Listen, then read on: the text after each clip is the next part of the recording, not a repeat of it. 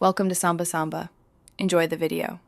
You start by collecting the sensor module, a microcontroller, power, and basic connectors.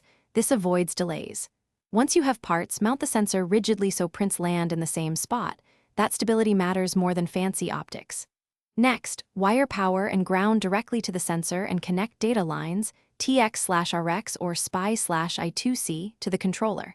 Make sure common ground is solid. Noisy power ruins captures.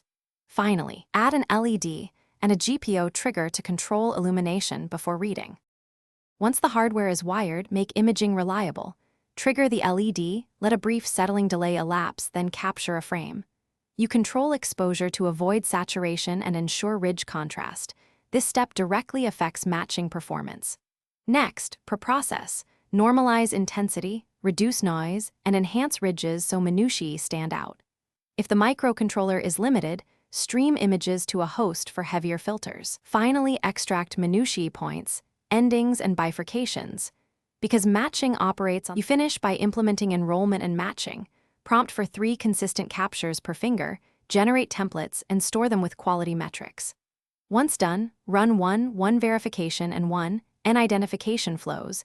Adjust the matching threshold to balance false accepts versus false rejects. Test extensively with users of different pressures and finger placements. If things go wrong, first inspect power stability and lens focus, then check LED timing. Often poor illumination or noisy power causes most capture failures. Thanks for watching. Consider subscribing if we helped you.